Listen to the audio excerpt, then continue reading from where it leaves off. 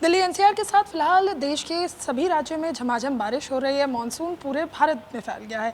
इस वक्त मेरे साथ मौसम वैज्ञानिक डॉक्टर नरेश कुमार मौजूद हैं। सर, दिल्ली में तो बारिश का जिसका इंतज़ार हम लोग कर रहे थे, वो बारिश झमाझम अब बरस रही है। कब तक ये स्थिति रहने वाली है और बाकी राज्यों के क्या हाल है? देखिए, कल क्या था, मानसून ट्रफ के अलावा, मानसून ट्रफ तो नॉर्थ में था ही, वेस्टर्न एंड, उसके अलावा एक सर्कुलेशन था वेस्ट यूपी के ऊपर, दूसरा हरियाणा के ऊपर।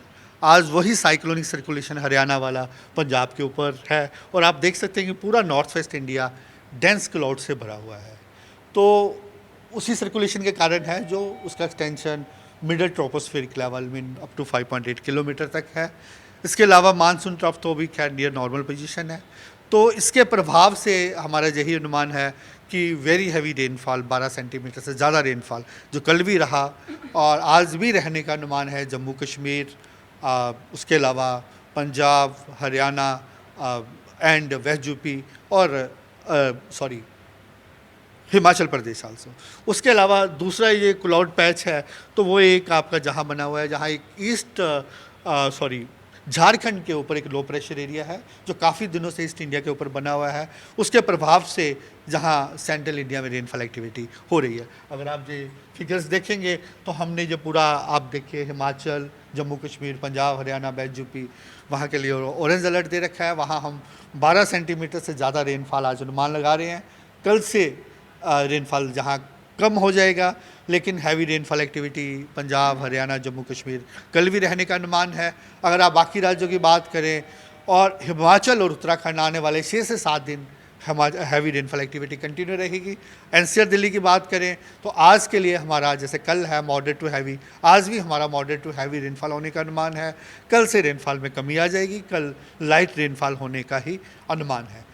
हाँ जी सर, तो क्या इसके बाद जैसे आपने बोला कि कल से लाइट रेनफॉल है, टेम्परेचर में भी चेंज आएगा, क्या ह्यूमिडिटी भी बढ़ेगी? देखिए, ह्यूमिडिटी जनरली तो जब हमारा ईस्टर्ली विंड आता ही है बे ऑफ बंगाल से, जब रेनफॉल एक्टिविटी नहीं होता तो जनरली थोड़ा हायर साइड मानसून सीजन में रहता ही है।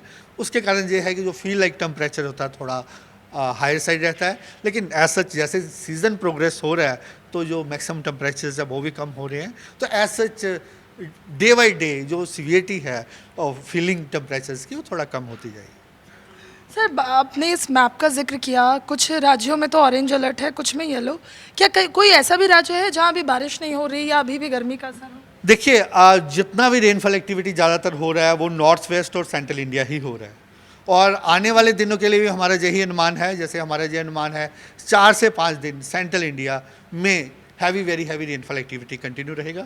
उसका रीज़न है जो सर्कुलेशन मैंने बताया झारखंड के ऊपर है, लो प्रेशर है, वो जैसे ही थोड़ा वेस्टवर्ड मूव करेगा जहाँ एक्टिविटी पूरा रहेगा। इवन ईस्ट राजस्थान तक भी वेरी हैवी रेनफॉल एक्टिविटी होने का अनुमान है।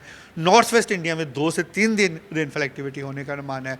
और जैसा कि वेस्ट कोस्ट में हम देखते हैं कि वेरी हैवी नॉर्मल फिनोमिना, लेकिन अभी इतना रेनफॉल एक्टिविटी नहीं हो रहा। जो आप देख सकते हैं कि पूरा वेस्ट कोस्ट में हमारा ग्रीन कलर है, मेन कोई हैवी रेनफॉल एक्टिविटी का वार्निंग नहीं है, कम रेन हो रहा है। सिमिलरली नॉर्थ ईस्टर्न स्टेट में भी अरुणाचल में हमारा कोई वार्निंग नहीं है, वहाँ भी रेनफॉल एक्टिविटी में कमी देखी।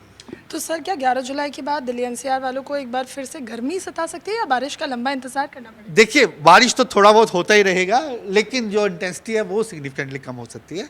जैसे आज मॉडरेट टू हैवी है, वेरी लाइट रेनफॉल रहने का अनुमान है। धन्यवाद सर, जी मीडिया से बातचीत करने के लिए। वीडियो जर्नलिस्ट रंजन रस्तोगी के साथ नीतू झा, जी मीडिया दिल्ली।